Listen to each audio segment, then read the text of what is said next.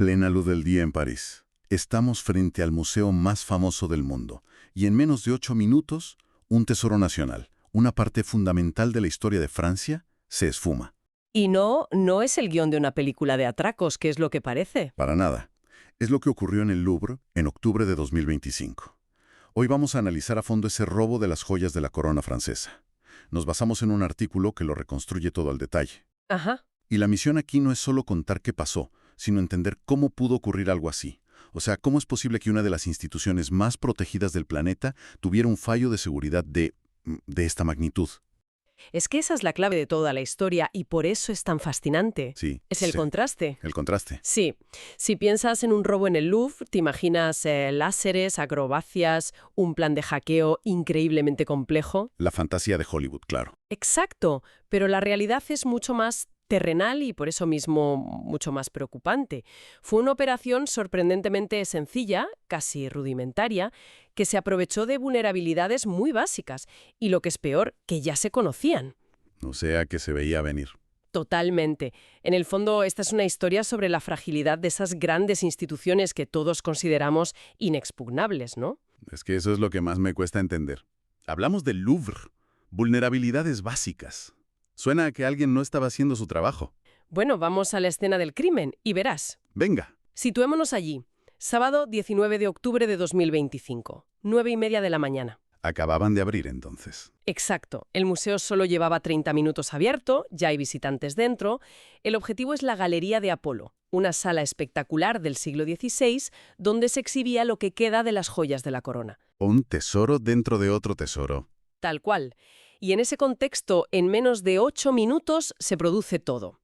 De hecho, y esto es lo fuerte, los ladrones solo estuvieron 4 minutos dentro del edificio. 4 minutos. Es casi impensable. Vale, ¿cómo lo hicieron? Porque tiene que haber sido una coreografía de una precisión increíble. Precisa, sí, pero con herramientas muy sencillas. Primero, el disfraz. A ver. Llegan 4 personas vestidas de obreros, con chalecos reflectantes. Una imagen tan común en París, con obras por todas partes, que nadie les presta la más mínima atención. Claro, invisibilidad urbana. Pasan completamente desapercibidos. Totalmente. ¿Y el acceso? Olvídate de túneles o... O de colgarse del techo a lo Misión Imposible. Nada de eso. Usaron un elevador de muebles. Perdona. Un elevador de muebles. De esos que se ven a diario en cualquier calle para las mudanzas. Lo colocan en la fachada que da al río Sena y lo suben hasta un balcón del primer piso. ¿Un elevador de muebles? ¿En serio? En serio. Sin rappel, sin helicópteros. Un simple elevador. La audacia es alucinante. Vale, están en el balcón. Imagino que ahí la cosa se complica. Pues tampoco demasiado. Llevan una radial. Una radial. Sí. Cortan una de las ventanas, lo que por supuesto activa las alarmas sonoras. Pero ellos saben que eso no importa. Cuentan con que tienen un margen de tiempo muy corto. Saben que la respuesta no va a ser inmediata. Exacto. Una vez dentro, se encuentran con los guardias y los amenazan no con armas de fuego, sino con sus propias herramientas eléctricas. Van directos a las vitrinas, las rompen y cogen las joyas. Vale, tienen las joyas. Pero ahora viene lo difícil, salir de ahí. Huir por el centro de París, a plena luz del día, con un tesoro nacional. Pues con la misma sencillez. Salen por el mismo balcón, bajan con el elevador. No me digas más. Y en la calle les esperan otros 2 cómplices en scooters. Se suben y escapan a toda velocidad por la ribera del Sena. Madre mía. La operación fue tan descaradamente simple y efectiva que fíjate si fue así, que la empresa alemana que fabricó el elevador, Böcker, se lo tomó con humor. ¿Cómo? Publicaron en redes sociales que sus productos eran muy rápidos y silenciosos. Una locura. Increíble. Se convirtió casi en un chiste. Pero para el gobierno y el museo, la humillación debió ser total. Hablemos del botín, porque ahí la historia se pone todavía más extraña. Uf, aquí es donde empieza lo interesante de verdad. El valor estimado es de 88 millones de euros. Y se llevaron piezas muy concretas. El conjunto de zafíos de la reina María Amelia, el de esmeraldas de la emperatriz María Luisa y varias piezas de la emperatriz Eugenia. Pero en la huida, con las prisas, cometen un error. Un error clave, sí. Se les cae la corona de la emperatriz Eugenia a la calle. Queda bastante dañada, pero la policía la recupera. Los expertos creen que es restaurable, pero es un fallo importante. Sí, pero hay algo que no me cuadra. Si estaban ahí, ¿por qué no se llevaron las joyas más famosas? Dejaron atrás diamantes icónicos como el Regente, que vale 51 millones de euros el solo, o el Sancy, el Hortensia. Y esa es la paradoja que desconcertó a todo el mundo. Fue un error por la prisa. A primera vista lo parece, ¿verdad? Un error de novato. Pero si lo piensas desde un punto de vista criminal, puede que no fuera un error, sino la decisión más inteligente que tomaron. A ver, explícame eso. Un diamante como el Regente es como la Mona Lisa. Es invendible. Es tan famoso, tan único, que no puedes hacer nada con él en el mercado negro. Sería como intentar vender la Torre Eiffel. Te pillarían al instante. O sea que era demasiado famoso para ser robado. Precisamente.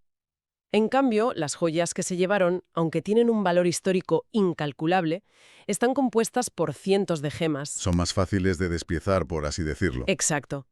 Mucho más fáciles de desmontar, vender las piedras por separado, fundir el oro. Las conviertes en un producto anónimo y muy, muy lucrativo. Entiendo. Buscaban dinero contante y sonante, no un trofeo. Podría ser la explicación más lógica, sí. Un robo con un fin puramente comercial y pragmático. Un fin pragmático que se aprovechó de una situación que vista ahora parece casi una invitación a robar. Porque este golpe no salió de la nada, ¿verdad? Para nada. Esto es la crónica de un fracaso anunciado. El historial de seguridad del Louvre tiene manchas muy conocidas. Hombre, todos recordamos el robo de la Mona Lisa en 1911.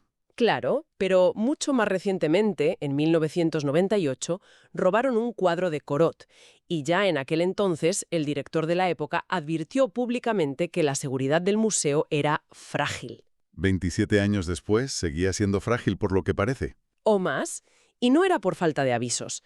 La directora en el momento del robo, Laurence Descars, ya había solicitado una auditoría de seguridad a la policía. Se hicieron recomendaciones, pero en octubre de 2025 apenas habían empezado a implementarse. Y a eso hay que sumarle algo más, ¿no? El personal. Fundamental. Los sindicatos llevaban años quejándose de la destrucción de puestos de trabajo en seguridad, justo cuando el número de visitantes se había disparado. Menos personal para vigilar a más gente en un espacio inmenso. De 73.000 metros cuadrados. Era una receta para el desastre. Entonces, con los ladrones huidos, la pregunta que todo el mundo se hacía era: ¿cómo es posible? ¿Cómo se entra en el Louvre como si fuera un piso cualquiera? La policía empieza a tirar del hilo y lo que encuentran es Una negligencia casi cómica. cómica y desoladora. Lo primero que miran son las cámaras. Y aquí empieza el desastre. A ver, Resulta que solo el 39% de las salas del museo estaban vigiladas por CCTV. Más del 60% del museo eran puntos ciegos. una barbaridad. Pero espera, ¿qué es peor? En la galería de Apolo, donde estaban las joyas, sí había una cámara, Menos mal. pero estaba apuntando en la dirección equivocada. No grabó absolutamente nada del robo. Y por si fuera poco, el muro exterior por el que entraron con el elevador tampoco tenía cobertura de cámaras. Eran invisibles. Es decir, podían haber montado una fiesta en el balcón y nadie se habría enterado. ¿Y qué hay de la seguridad informática? Si la física era un desastre, quizá la digital era mejor. Ojalá. Una auditoría de 2014, más de una década antes del robo, ya había alertado al museo de fallos gravísimos. ¿De qué tipo? Hablaban del uso de contraseñas triviales y de software completamente obsoleto. Y la joya de la corona de esta negligencia, nunca mejor dicho, era la contraseña para acceder a todo el sistema de cámaras de seguridad. No me digas que era 1, 2, 3, 4. Peor, era Louvre. No, no puede ser verdad. Es de chiste. Es una película de parodia. Es una broma de mal gusto, sí, pero era real. Eso ya no es un descuido, es un síntoma de una cultura de seguridad que no existía. Una complacencia peligrosa. Pensar que somos el Louvre. Nadie se atreverá. Exacto. Y lo peor es que esto no fue un hecho aislado. Había un patrón muy claro. En los meses previos hubo una oleada de robos en otros museos franceses. El Museo Cognac-Jay, el Hieron, incluso en el Museo de Historia Natural. O sea que llovía sobre mojado. El robo del Louvre no fue el principio de la crisis. Fue su culminación inevitable. Entendido el desastre previo, vayamos a las consecuencias. La policía se pone en marcha. ¿Qué encuentran? La respuesta fue masiva, más de 100 investigadores. Y a pesar del intento de los ladrones de quemar el elevador, La escena estaba llena de pistas. Recogieron más de 150 pruebas. ¿Cómo cuáles? ADN en guantes y un casco abandonado, huellas, las herramientas que dejaron atrás, un soplete, un walkie-talkie, dejaron un rastro bastante claro. Con todo eso, las detenciones no debieron de tardar mucho. No, fue bastante rápido. El 25 de octubre, menos de una semana después, arrestaron a 2 sospechosos. ¿Dónde? A uno de ellos en el aeropuerto Charles de Gaulle, cuando intentaba volar a Argelia. La clave fue una coincidencia de ADN en ese casco. Tras 4 días de interrogatorio, admitieron parcialmente su implicación. ¿Y cayeron los demás? Sí, en las semanas siguientes cayeron los otros 2 miembros del equipo principal. Vale. Los ladrones están detenidos. ¿Y las joyas? ¿Se recuperaron? No. Y esa es la gran tragedia. A día de hoy, en febrero de 2026, los 4 están en prisión preventiva, pero las joyas siguen sin aparecer. Vaya.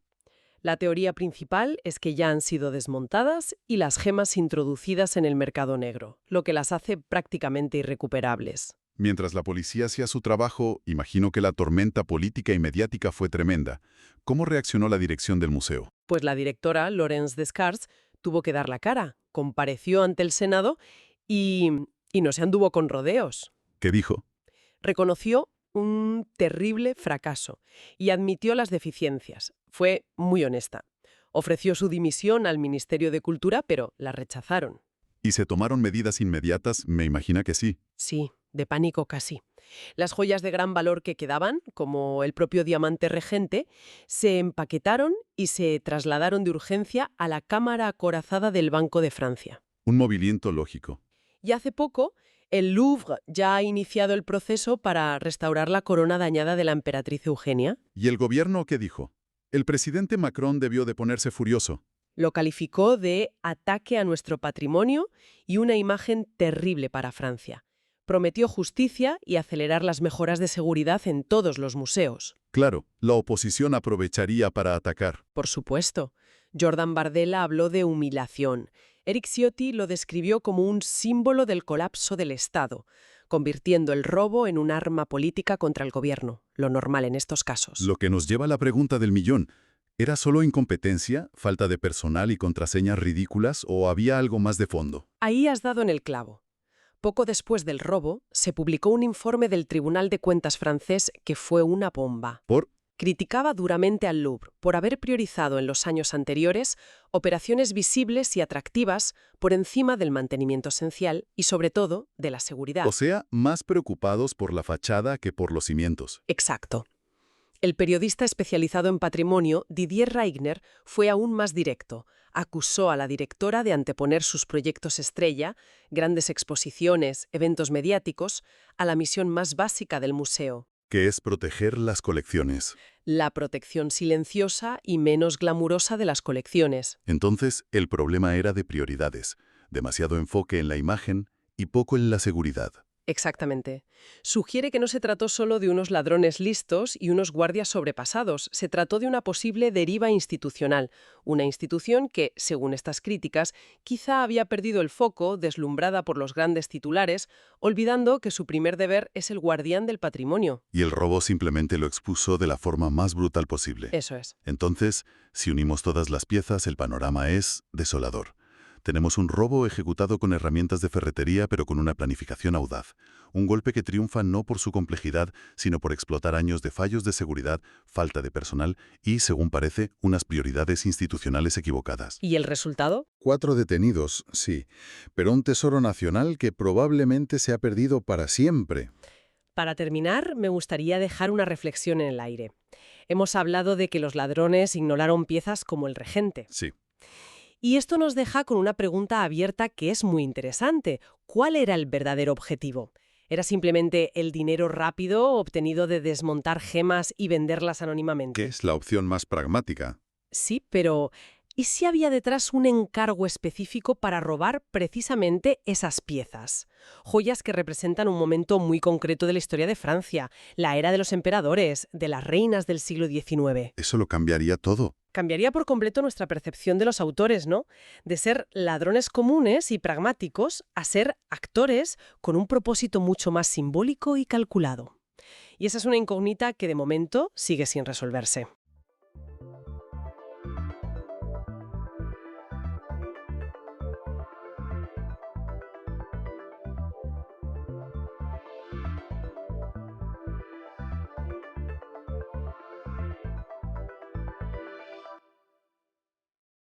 Hola y bienvenidos a este análisis en profundidad. Hoy nos vamos a meter de lleno en una organización que todo el mundo cree conocer, más que nada por las películas y los libros, la Interpol. Tenemos aquí un artículo muy completo que nos va a servir de guía para separar el mito de la realidad. Y el mito, la verdad es que tiene mucha fuerza. Totalmente. Yo creo que esa es la primera idea que hay que desmontar, porque oyes Interpol y te imaginas, pues eso, un equipo de élite, agentes internacionales con licencia para operar donde sea, persiguiendo a supervillanos. Sí, sí, tipo James Bond, pero a nivel global. Exacto. Y la realidad, como casi siempre, tiene menos glamour, pero es mucho más compleja y, para mí, mucho más interesante. Pues mira, vamos a empezar por ahí, por el dato que a mí más me sorprendió del artículo. La Interpol, como tal, no es una fuerza policial. Sus agentes no van armados, no pueden detener a nadie. A nadie. Y no tienen ningún poder supranacional. De hecho, su nombre completo ya da una pista: Organización Internacional de Policía Criminal. Claro, la palabra clave es organización. Funciona más como, como una gigantesca red social para policías. Es un nexo, una plataforma para que las fuerzas de seguridad de 196 países puedan hablar, compartir datos, coordinarse. O sea, que su poder no está en las pistolas, sino en la información. Justo. Su poder está en los datos y en la comunicación.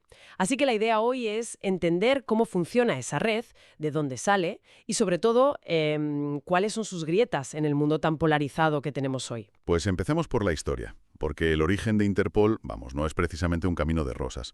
El artículo describe varios intentos fallidos de cooperación policial a finales del 19. Parece que el crimen se globalizó antes que la justicia. Sí, así es. Hubo conferencias, como la antianarquista de Roma en 1898, uniones regionales, pero el precursor, el de verdad, fue un congreso en Mónaco en 1914.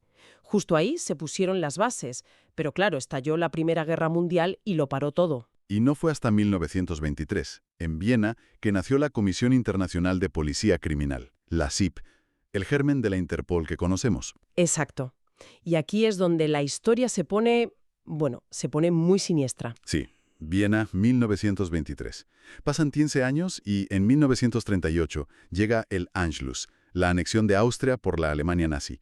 Y claro, la CIP, que tenía su sede en Viena, es, absorbida por el Tercer Reich. Exacto. Y esto no es una nota a pie de página, ¿eh? Es un capítulo central y absolutamente devastador de su historia. La organización cayó de lleno bajo control nazi.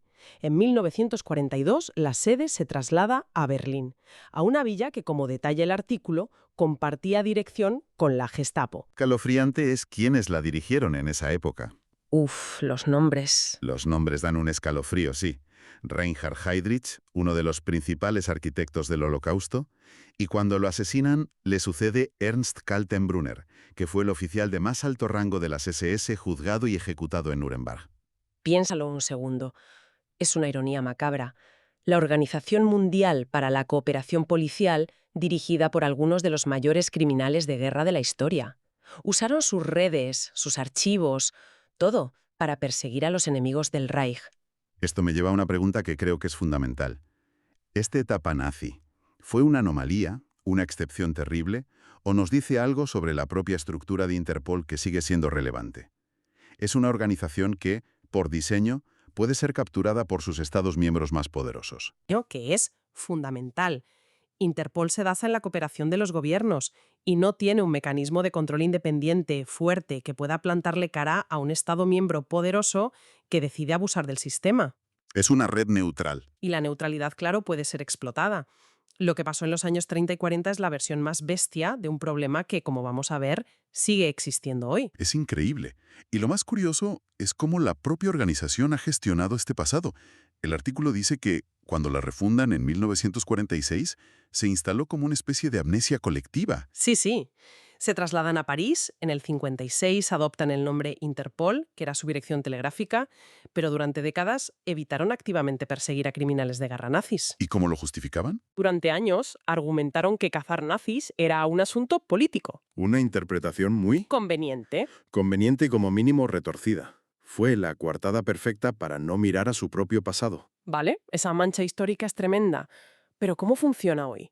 Si no son policías persiguiendo a gente, ¿en qué consiste su día a día? ¿Dónde está su poder real? Su poder está en la información. Funcionan como un centro de inteligencia gigantesco, un centro de enlace. Su mayor tesoro son sus bases de datos. Y hablamos de millones de registros de huellas dactilares, de perfiles de ADN, reconocimiento facial, y una que es crucial, la de documentos de viaje robados y perdidos.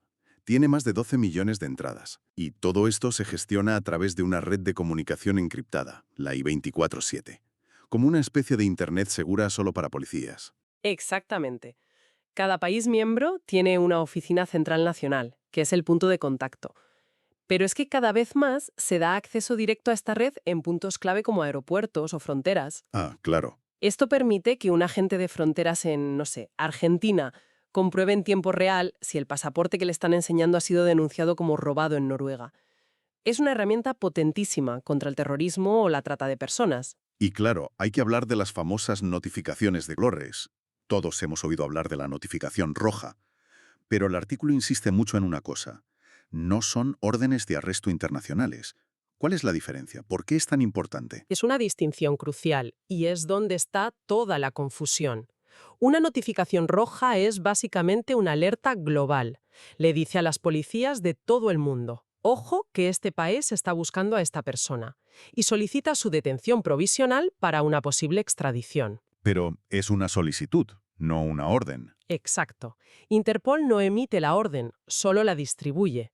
La decisión final de detener o no a esa persona es exclusiva del país donde se encuentra. Es una cuestión de soberanía nacional. Es decir, que si España recibe una notificación roja de, pongamos, Turquía, la policía española no tiene por qué detener a esa persona automáticamente. Para nada. Las autoridades españolas tienen que evaluar la solicitud. Y si consideran que los cargos tienen una motivación política o si esa persona tiene estatus de refugiado aquí, pueden y deben ignorar la notificación. El problema, supongo, es que no todos los países son tan rigurosos con esa comprobación. Ahí está el problema. Y luego hay 7 tipos más de notificaciones. La amarilla para desaparecidos, la azul para obtener información de alguien, la negra para cadáveres sin identificar. Es un sistema de comunicación muy complejo, la verdad. El artículo también menciona los IRT, los equipos de respuesta a incidentes. ¿Qué hacen exactamente? Se despliegan después de un gran atentado o un desastre natural. Su función no es investigar, sino dar apoyo a las fuerzas locales. Por ejemplo, después de un tsunami, pues ayudan a identificar a las víctimas, cotejando datos dentales o de ADN con las bases de datos mundiales. Vale, entiendo. O tras un atentado, pues facilitan la identificación rápida de sospechosos si sus huellas aparecen en la base de datos de Interpol. Entiendo que ese apoyo logístico es útil, pero ¿no alimenta un poco la imagen de una Interpol algo burocrática, incluso impotente? Quiero decir, llegan después del desastre, ayudan a clasificar datos, pero ¿no están en primera línea? ¿Es una crítica justa? Es una crítica que se oye mucho, pero quizá está mal enfocada. Su mandato no es estar en primera línea. Su valor es ser el back office global. La policía local de un país que sufre un atentado no tiene los medios para coordinarse al momento con 195 países. Interpol pone esa infraestructura. ¿Es el conector? Es el conector, no el ejecutor. La impotencia, si la hay, viene de otro sitio. Y me imagino que te refieres a su liderazgo. Porque esa vulnerabilidad de la que hablábamos, la de poder ser capturada por el poder, parece que no se quedó en 1945. El artículo detalla una lista de líderes como poco polémicos. Ciertamente. La lista es larga. El artículo menciona a Paul Dicop, presidente a finales de los 60, que resultó que había sido oficial de las SS. Tela. Y más reciente, el sudafricano Jackie Selebi, que tuvo que dimitir en 2008, lo condenaron por aceptar sobornos de un narcotraficante. La credibilidad de la organización por los suelos. Pero de todos, el caso de Meng Hongwei me parece de película. O sea, ¿cómo es posible que el presidente de la mayor organización policial del mundo simplemente desaparezca? ¿Qué nos dice eso del poder real de Interpol frente a un país como China? El caso de Meng es que es una película de espías hecha realidad y expone la debilidad de Interpol de una forma brutal. Lo eligen presidente en 2016, era viceministro de Seguridad en China. En 2018 viaja a su país y se esfuma. Desaparece. Durante días nadie sabe dónde está, ni su propia mujer. Al final, Pekín anuncia que lo han detenido por corrupción. y la sede de Interpol en Lyon recibe una carta de dimisión con efecto inmediato, cuya autenticidad, claro, es indemostrable. Es decir, que uno de los países miembros más potentes secuestra básicamente al presidente en funciones de la organización y la organización no puede hacer absolutamente nada. Nada. Cero. Solo pudo anunciar la dimisión y convocar nuevas elecciones. Fue una demostración de que Interpol, al final, está a merced de sus miembros. No tiene poder para exigirle a China que aclare nada ni para proteger a su propio líder. Fue, vamos, una humillación tremenda. Y la elección de su sucesor no calmó las cosas. El artículo habla de la candidatura del ruso Alexander Prokopchuk, que levantó una polvareda enorme. Sí, porque a Prokopchuk lo acusaban varios senadores de Estados Unidos y muchos activistas de ser uno de los cerebros del abuso sistemático de las notificaciones rojas por parte de Rusia. Para perseguir a disidentes. Exacto. La frase que se hizo famosa fue que elegirlo sería como poner a un zorro a cuidar del gallinero. Al final ganó el candidato surcoreano, pero la polémica ya estaba ahí. Una polémica que además se repitió y con más fuerza en 2021 con la elección del actual presidente Ahmed Nasser al-Raisi de Emiratos Árabes Unidos. Este caso fue aún más sonado. Hubo una protesta masiva de grupos de derechos humanos, de parlamentarios europeos. Al-Raisi, como jefe de las fuerzas de seguridad emiratíes, lo acusaban directamente en varios países europeos de supervisar la tortura de disidentes. Y a pesar de todo eso, fue elegido. Entonces, aquí es donde todo encaja. Tenemos una historia de ser capturada por el poder, una estructura que se basa en la confianza ciega en sus miembros, un liderazgo muy polémico. Esto crea el terreno perfecto para lo que el artículo llama represión transnacional. Exactamente. Es el talón de Aquiles de la organización.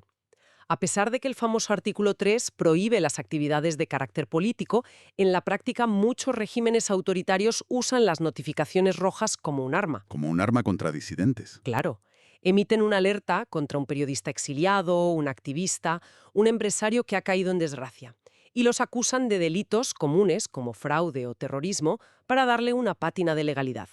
Y las cifras que da el artículo son alarmantes. Según la ONG Freedom House, Rusia es responsable del 38% de todas las notificaciones rojas públicas. No es algo puntual, es un patrón. Es un patrón industrial, sí. China las usa contra la minoría uigur en el extranjero. Turquía, después del intento de golpe de Estado, intentó emitir miles de notificaciones contra seguidores de Gülen. El artículo dice que Interpol llegó a rechazar de golpe un paquete de 800 solicitudes, incluida la del jugador de la NBA en Scanter Freedom, por ser claramente políticas. Pero, ¿cuántas otras se cuelan por el filtro? Esa es la gran pregunta. Y el efecto para la persona que es objeto de una de estas notificaciones abusivas tiene que ser devastador. Una pesadilla. Es una pesadilla, porque aunque tengas asilo político en Alemania, esa notificación roja puede seguir activa. Si viajas de vacaciones a un tercer país, sobre todo si tiene lazos con el régimen que te persigue, te pueden detener en el aeropuerto. Tu nombre está en una lista mundial de criminales. Te congela la vida. Pelar una notificación es un proceso, según el artículo, larguísimo, opaco y muy, muy difícil. Y para rematar, el artículo apunta a la financiación como otro posible punto de influencia. Sí, es un punto muy polémico. El presupuesto de Interpol es bastante modesto, unos 142 millones de euros en 2019. Y una parte muy importante viene de contribuciones voluntarias. Y ahí está el kit de la cuestión. Ahí está. Porque el dato es que Emiratos Árabes Unidos, el país del actual presidente, donó 54 millones de dólares a una fundación que está ligada a Interpol. 54 millones. Esa es una cantidad que desequilibra la balanza por completo. Exacto. Es casi lo mismo que pagan de cuota anual los otros 194 miembros juntos. Es inevitable que la gente piense que ciertos países están literalmente comprando influencia. Cuando uno de tus mayores donantes consigue que su candidato gane la presidencia a pesar de las acusaciones gravísimas que tiene, la percepción de que la organización está en venta es muy poderosa. Entonces, llegamos al final del análisis y la imagen que queda es muy compleja. Empezamos queriendo desmontar el mito del superagente y nos encontramos con una paradoja. Por un lado, una herramienta administrativa que es indispensable para luchar contra el crimen global real. Ya. Y por otro, una organización muy vulnerable, con un pasado muy oscuro y un presente manchado por ser, presuntamente, un instrumento en manos de dictaduras. Esa es exactamente la tensión que la define. Nadie en su sano juicio diría de eliminar Interpol. La necesitamos para luchar contra el terrorismo, el cibercrimen, el narcotráfico. Es fundamental. Pero su modelo, que se basa en la neutralidad y en la confianza en sus miembros, que quizá funcionaba en un mundo con más consensos democráticos, se está rompiendo en esta nueva era de polarización y auge del autoritarismo. El reto es enorme. El mayor desafío de Interpol es cómo seguir conectando al mundo sin convertirse a la vez en la herramienta de los que quieren oprimirlo. Es una herramienta poderosísima y su impacto depende de quien la use.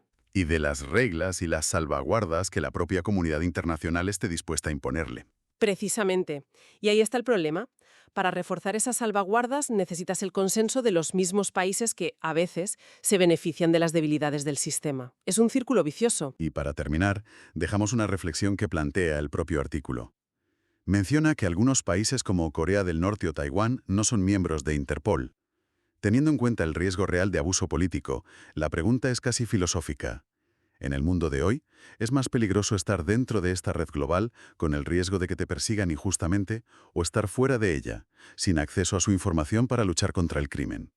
¿Cuáles son los verdaderos costes de la inclusión frente a la exclusión en la justicia global?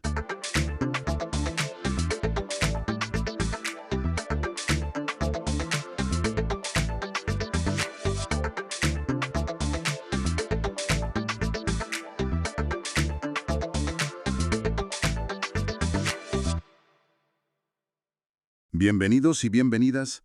Hoy nos metemos de lleno en una historia que parece sacada de una película, la verdad.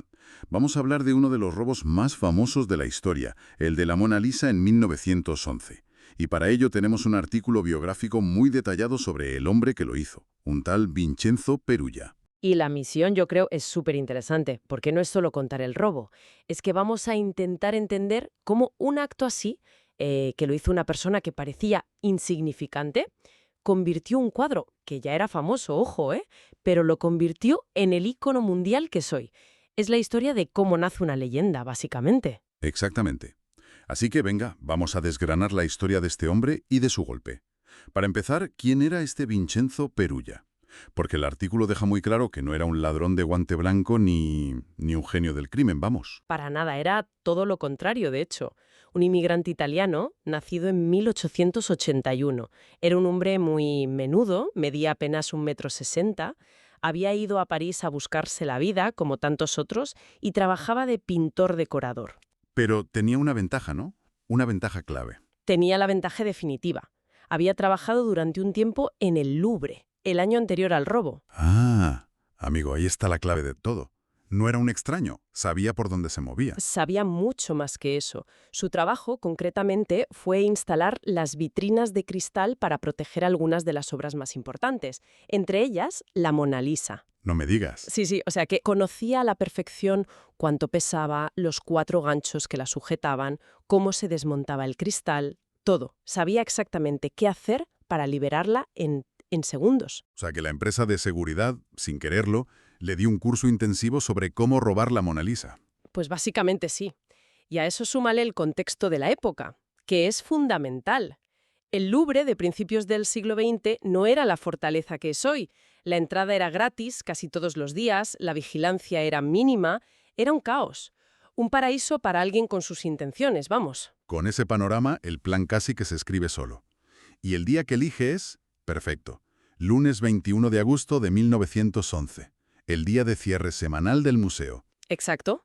Un lunes de agosto en París. Vacío.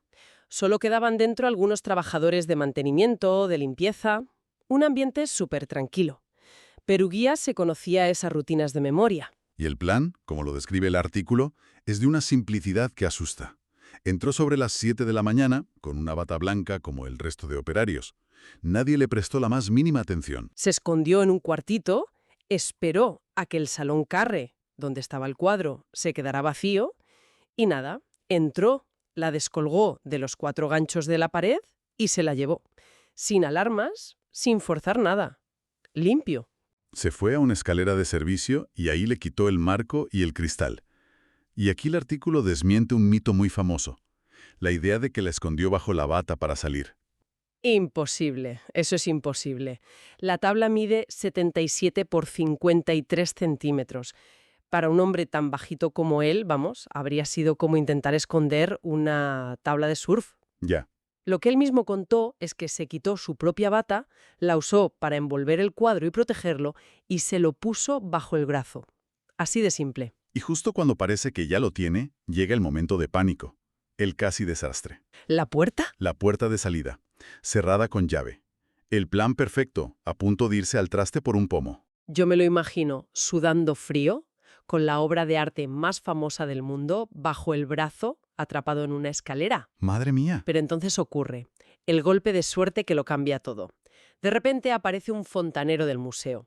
Ve a Perugia con su bata de trabajador y asume que es un compañero que se ha quedado encerrado. No puede ser. Sí, el fontanero, muy amablemente, saca su llave, le abre la puerta y le deja salir. Le sujetó la puerta al ladrón más buscado de la historia. Perugia salió a la calle y desapareció. Es una escena de comedia. Es increíble. Y lo mejor de todo es que nadie se enteró hasta el día siguiente, Hasta el martes por la mañana. cuando un pintor, Louis Bégud, que iba a hacer una copia de la Gioconda, llegó y ¡shh!, se encontró el hueco en la pared. ¿Un hueco? Al principio pensó que la habrían quitado para limpiarla o fotografiarla, algo normal. Pero las horas pasaban, empezó a preguntar, nadie sabía nada, y ahí pues saltó la alarma. El Louvre había sido asaltado. Las declaraciones de la época son para enmarcar. El director del museo, que estaba de vacaciones, había dicho poco antes: robar la Mona Lisa sería como robar las torres de Notre Dame. La ironía, ¿eh? La policía cerró el museo una semana entera y empezó una investigación que fue un desastre, un auténtico desastre. Un caos total, por lo que se lee. Se registraron barcos, se ofreció una recompensa enorme y se detuvo gente de lo más insospechada. Totalmente. Y el nombre más increíble que sonó fue el de un joven artista español que empezaba a ser conocido en París, Pablo Picasso. ¿Y cómo demonios llegaron hasta Picasso? A ver, no fue del todo una casualidad, ¿eh? La policía lo tenía en el radar porque un amigo suyo, el poeta Guillem Apollinaire, había tenido en su casa unas estatuillas íberas que habían sido robadas de ese mismo museo años antes. Ah, vale, ya había un precedente. Claro. Y Apollinaire, muerto de miedo, acabó confesando y delatando a Picasso. Así que para la policía era el sospechoso ideal. Extranjero, artista de vanguardia, con un historial un poco turbio. Lo interrogaron, pero no pudieron probar nada, claro. O sea que mientras buscaban a un cerebro del crimen entre los artistas bohemios, el verdadero ladrón estaba tranquilamente en su piso. A pocos kilómetros de allí. Y aquí la investigación ya pasa de ser incompetente a ser casi cómica. Es que lo tuvieron delante. Lo interrogaron 2 veces. Fueron a su apartamento, ¿no? Con el cuadro allí escondido. La anécdota que cuenta el artículo es buenísima. Uno de los policías se apoyó en el baúl donde estaba escondida la Mona Lisa. Es de no creer. Y lo peor no es eso. Lo peor es la prueba que tenían y que no usaron. En esa época, la policía francesa estaba muy orgullosa de su sistema de huellas dactilares, el sistema Bertillon. Era lo más moderno en ciencia forense. ¿Tenían la prueba definitiva, entonces? Exacto. Perugia había dejado una huella dactilar perfecta en el cristal que abandonó en la escalera, y tenían sus huellas archivadas por un delito menor anterior. Y sabían que había trabajado en el Louvre. Lo tenían todo para resolverlo en un día. ¿Y? Pues que a nadie se le ocurrió cruzar la lista de exempleados del museo con el archivo de huellas dactilares. Un fallo burocrático, de los que hacen historia. Mientras la policía hacía el ridículo, la ausencia del cuadro provocó un fenómeno mediático sin igual. Se convirtió en una obsesión. En todo el mundo, ¿eh? Periódicos de Nueva York, de Londres, de Buenos Aires. Todos hablaban de la Mona Lisa. Y lo más curioso es lo que pasaba en el Louvre. La gente hacía colas larguísimas. ¿Para ver el hueco en la pared? Para ver el hueco, el espacio vacío. Eso te da una idea de la dimensión que alcanzó. Es que el robo la convirtió en un mito. Sin ninguna duda. Pasó de ser una obra maestra a ser la obra de arte robada. Ese misterio, esa ausencia, la hizo global. Todo el mundo conocía su cara, porque salía en todos los periódicos del planeta. ¿Y todo ese tiempo Perugia convivió con ella? ¿2 años en su pisito de París? ¿Qué pasado por su cabeza? ¿Por qué lo hizo? Esa es la gran pregunta. Y hay 2 teorías. Él tuvo el cuadro 2 años escondido en un baúl con doble fondo. En 1913 ya no pudo más. Se fue a Italia con el cuadro y cometió su gran error.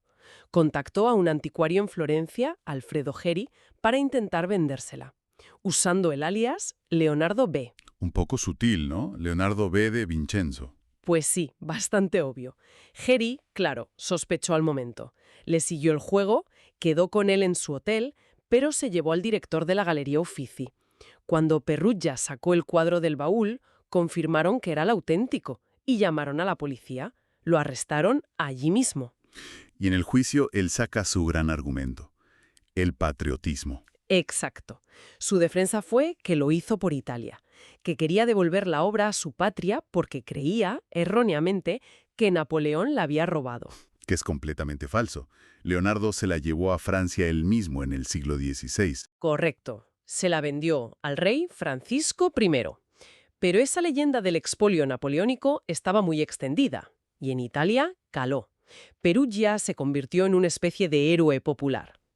Pero hay un detalle que no cuadra: El dinero. el dinero. Si era un acto patriótico puro, ¿por qué intentó venderla? ¿Y por qué pidió $500,000 de liras de recompensa? Ahí es donde la coartada se cae. Y hay más pruebas. Encontraron cartas a su padre en las que decía cosas como «haré mi fortuna de un solo golpe». Y en un cuaderno suyo, una lista de millonarios. Rockefeller, JP Morgan, parecía una lista de clientes potenciales. A pesar de todo, el juicio fue sorprendentemente suave con él. Muy suave. El tribunal se creyó, en parte, la historia del patriota ignorante. Le cayó poco más de un año, que al final se quedó en 7 meses de cárcel. 7 meses. Y hay una anécdota del juicio que revela cómo lo veían. ¿La del test psicológico? Esa misma. Un psiquiatra, para ver si era muy listo, le puso un acertijo. Le dijo, hay 2 pájaros en un árbol. Un cazador dispara y mata a uno. ¿Cuántos quedan? Y Perugia contestó, 1. Espera, la respuesta es 0, porque el otro se asusta y se va volando. Exacto. Pues el psiquiatra concluyó que Perugia tenía una mente simple, lo llamó imbécil en su informe, y eso paradójicamente jugó a su favor. Increíble. O sea que le rebajaron la pena por no pillar un acertijo. Se desmoronó por completo la imagen de cerebro criminal. Como dice un historiador, pasó a ser visto como un clásico perdedor. Pero aquí no acaba la cosa. Hay una última teoría, una que lo cambia todo y que lo convierte quizá no en un perdedor, sino en una marioneta. Pues en 1932, un periodista llamado Karl Decker publicó un artículo diciendo que contaba la confesión que Valfierno le hizo antes de morir. ¿Y quién era este Valfierno? Un supuesto estafador argentino, un auténtico cerebro en la sombra. Según esta historia, Valfierno habría contratado a Perugia para robar la Mona Lisa. Pero su objetivo no era el cuadro original. Entonces, Su plan era mucho más grande. Antes del robo, encargó a un falsificador de élite, un tal Yves Chaudron, que pintara 6 copias perfectas de la Mona Lisa. 6 copias. 6. El robo que hizo Perugia era solo la publicidad, la noticia mundial que él necesitaba para que su estafa funcionara. Para vender las falsificaciones. Exacto.